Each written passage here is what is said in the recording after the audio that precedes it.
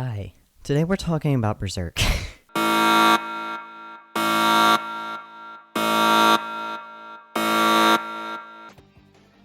And I do just want to place a big spoiler warning and trigger warning. Berserk is dark.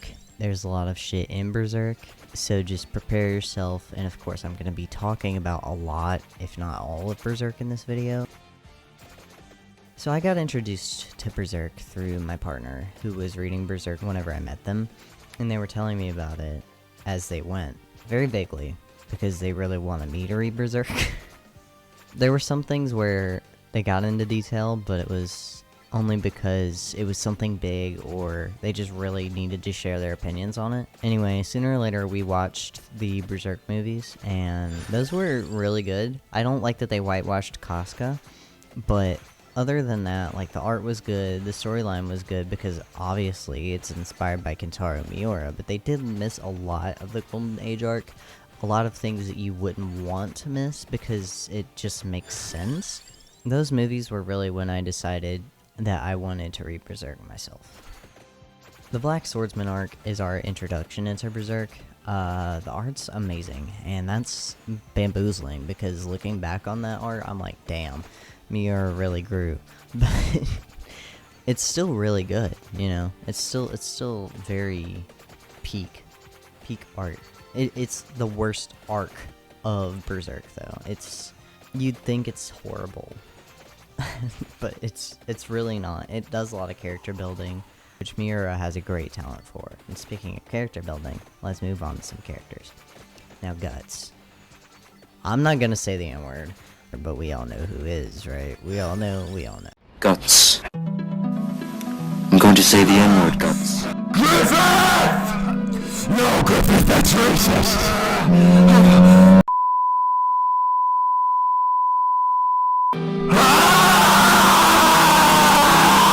Guts is a mercenary under Griffith, but he's always kind of been a fighter since his childhood, after his dad sold him out to be a childhood prostitute and then abused the shit out of him. Yeah, Guts' dad is not iconic. Guts' dad is horrible. We don't stan Guts' dad.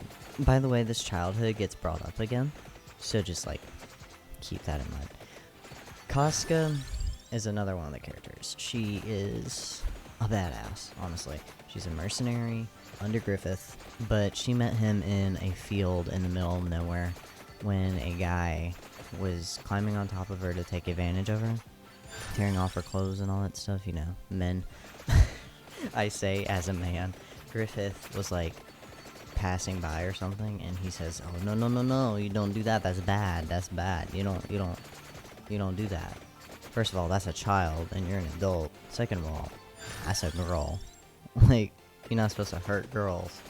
How he changes. Boy, does he change. And not in a good way. Not in a good way. Yeah, this is why in the Golden Age arc, Casca seems to praise or worship Griffith.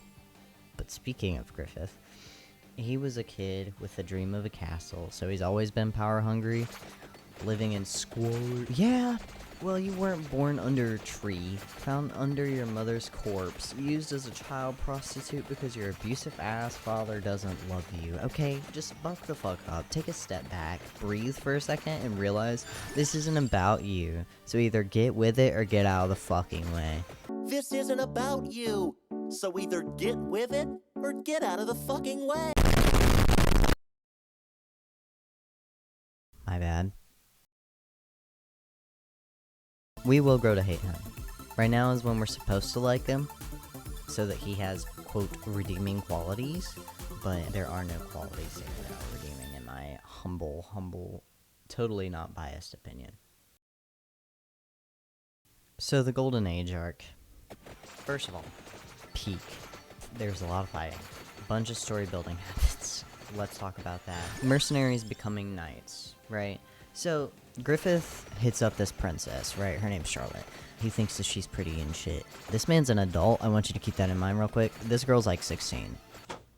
As a resident of it is your right to know the names and likenesses of sex offenders living in your area.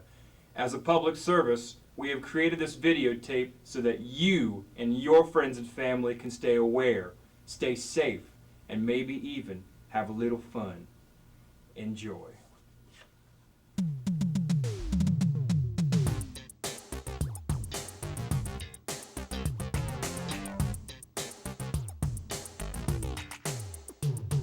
State of has asked us to disclose our sexual crimes to you. We were bad, but now we're good. We're moving into your neighborhood. You know we're trying our best to be functioning members of society. We're not here to start no trouble. We're legally required to do the sex offender shuffle. She's 16. And keep that in your brain, okay? Just real quick. So Charlotte, right? Charlotte's a princess, and her dad is the king, and her mom is the queen, because that's how princesses work. The king needs a bunch of fighters, so what does he do other than rally up the Band of the Hawk, which is what Griffith's group is called? That's going to be said a lot, so get used to it. Griffith is getting his dream because he's about to be introduced into the castle in some way, shape, or which gives him a sliver of hope and the light at the end of the tunnel to say, oh shit, I might be king one day, right? What a big dream. Honestly, Griffith, look at where you are, look at where you started. Look at where you are. Look at where you started. The fact that you're alive is a miracle. Just Kill yourself now! that would be enough. His master plan, so it was like the king or somebody wanted Griffith, like, not to be alive anymore or something. Griffith had wrangled in one of the guys on the king's and queen's side to be involved in his side of the plan, which was just give me something that makes me pass the fuck out, and then I'll just go outside, or somebody will take me outside, and I burn the castle down. So he does that, and the guy follows through. So Griffith goes outside and burns the castle down. Charlotte, let's go back to her, right? Let's remember her. Underage. I cannot stress this enough. She's like 16. Underage. I think she's actually canonically 17, but you know what? Close enough. Teenager. Underage. He talks her into fucking him. The pedophilia. The audacity. Griffith, I was supposed to like you. And then you went and did that shit. How am I supposed to like you now? Like, I knew going into this what kind of person Griffith was gonna be, to be fair. I already had preconceived notions of hating Griffith. But it's like, bro, Miura is trying to get me to like you. And then you go off and do some shit like that. What the fuck? One of the queen's handmaiden, or something like that, sees Griffith fucking the shit out of Charlotte. The king comes in because he gets word of it after Griffith is done, already nutted. The princess is out, cold. I think one of the handmaidens like gave her a sleeping drink or whatever. She's out cold, and the king is just looking, and he's like, so you're telling me there was a man here? And then he looks on the floor and sees Nut, and he's like, yeah, homie got pull-out game. And his daughter's all like covered up or whatever. He pulls the blanket down, and he's like, you're telling me a man laid his hands on this beautiful body? And I'm like, okay, calm down. He does not. He does not calm down. He continues to follow in Griffith's footsteps. But not convincing her to sleep with him. Just doing shit to her unconscious body. And that's, honestly, both things are rape. Like, I hate to compare, but it's like, that's her dad, bro. That's her father, dog. Like, bro, licking on her titty while she unconscious. Bro. Guts wants to leave the Band of the Hawk because he has his own dream. He wants to be something and really increase his abilities of what he can do. But he's falling for Casca, and she's the only reason he really wants to stay. This is a flashback because I didn't explain this at the beginning.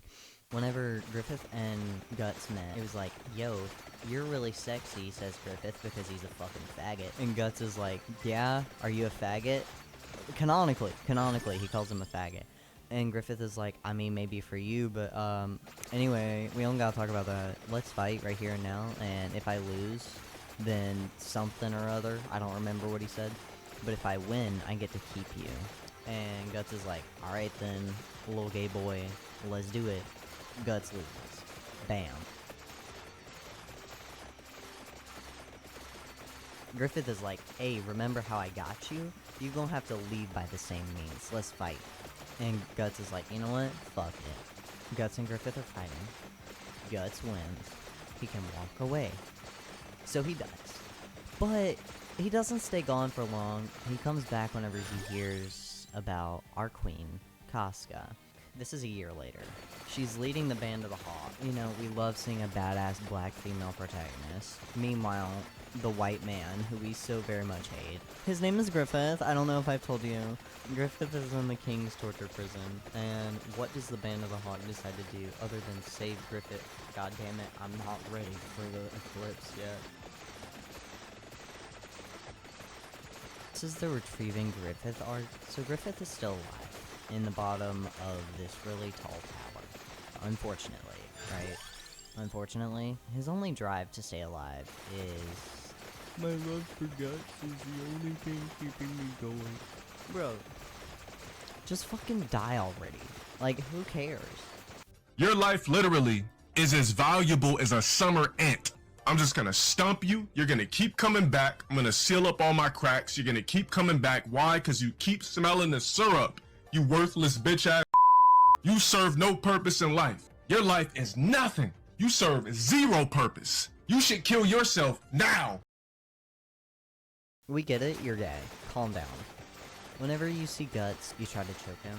Really, Griffith? Fuck you, dog. Let's mention Judo. I haven't talked about him yet. He's a femboy. He's a metrosexual femboy. He likes women. But, bro, if I could, I'd fuck that man. I'm sorry. Listen. I would fuck him. He's pretty. He's cute. And he's smart. And that's why I'm mentioning him. He's smart. Whenever the gang goes to retrieve Griffith, Judo has this genius idea, which the princess is in love with Griffith, right? Because she's been manipulated by Griffith, and she's like, well, I'm in love with him. Love that for her. So sorry. You're never getting him back. I'm sorry. Unless you are. Because I'm not there yet. I'm only at the eclipse whenever I'm recording this part. So, I mean, I can't really say anything other than, homie, it doesn't look like you getting him back right now, but you might. I don't know. But, anyway, since the princess is in love with Griffith, and she wants to come with us, why don't we use her as a hostage, so that we're more like, I don't even remember the thought behind it, but I remember thinking, oh, Judo's really smart. But Casca was like, let me play the devil's advocate real quick. Listen, we take the princess, the king is going to go up in an uproar. The castle is going to freak the fuck out. So if anybody cries havoc, then we're screwed. But also the princess could accidentally ruin this just by being down there. So she's big brain. But you wanna know how Charlotte responds? Parents. You know, in the middle of the night, whenever your toddler's like, Daddy, can I have some grape juice? And you say no, and then they throw a little bitch fit. That was Charlotte in response to being told that she can't come along. Casca decides to let Charlotte come along because why not? Just why not? You know, this might be the last time she ever sees him. Wink, wink, nudge, nudge. So why not? We go down to Griffith. Charlotte's telling a story that nobody asked for, and Guts has to carry Charlotte down because she gets all lightheaded or something, and he's big strong. We get down to Griffith, and Guts cries. Guts, he's gonna say the N-word. Guts. I'm going to say the N-word, Guts. Griffith! No, Griffith, that's racist.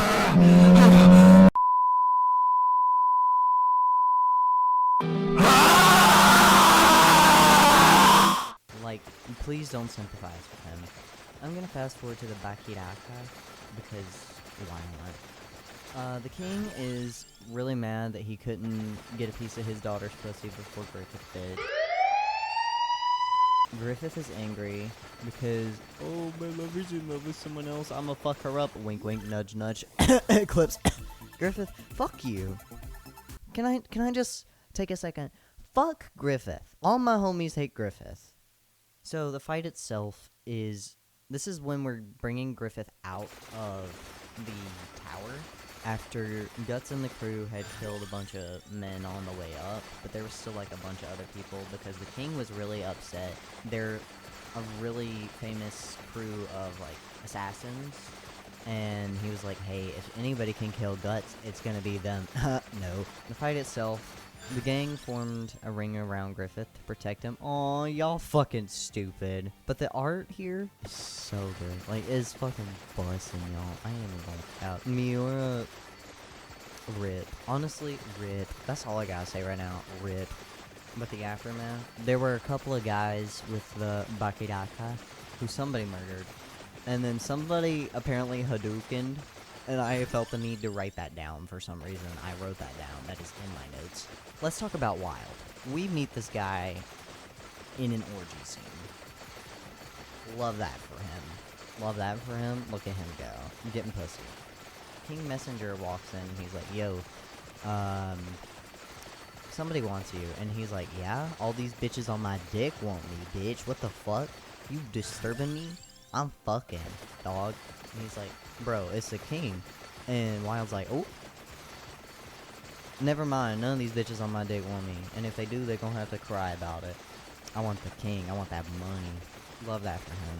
Love that for him. We get sent to the king's perspective. I thought for a second that he was waking up and realizing, oh shit, I'm an incested pedophile.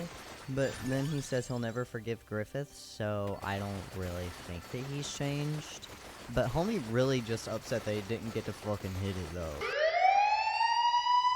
Like, he's still mad. He's like, oh, I didn't get to deflower my own daughter, so I'm gonna kill the motherfucker that did. Bro, chill, breathe, take a step back. Like, nobody cares about you, King. You, like, mister, sir.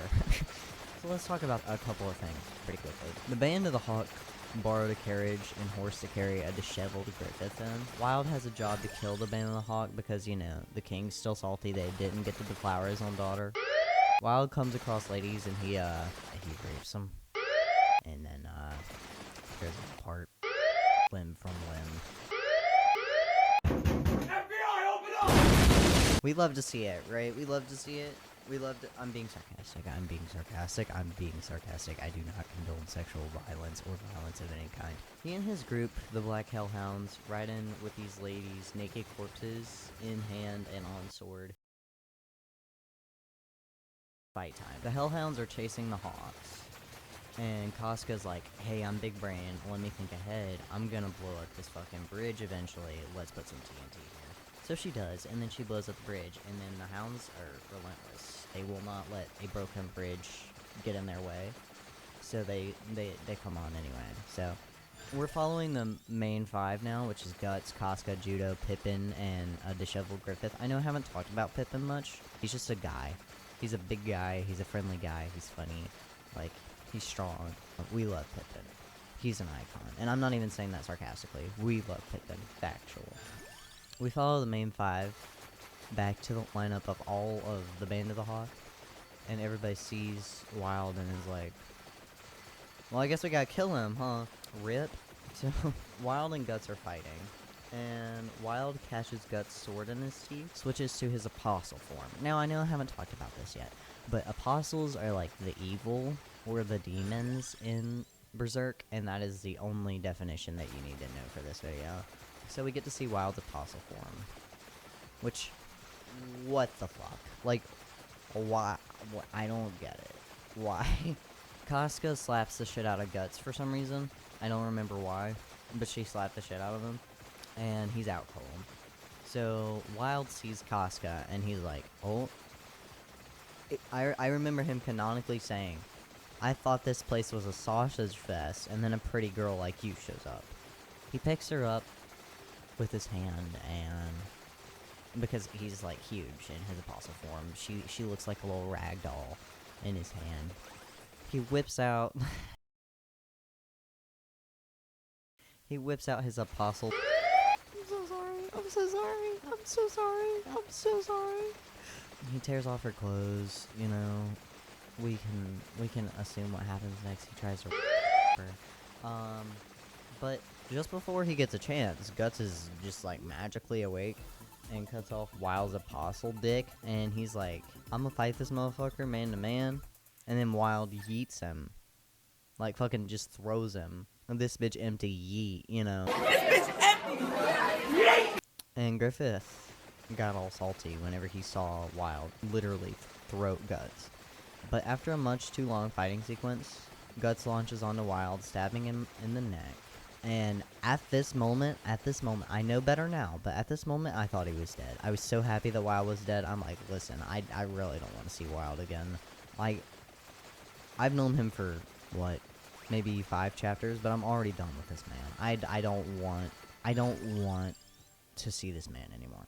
Casca cries because Guts is alive, and she thinks that Wild's dead. So she's like, that's my man right there.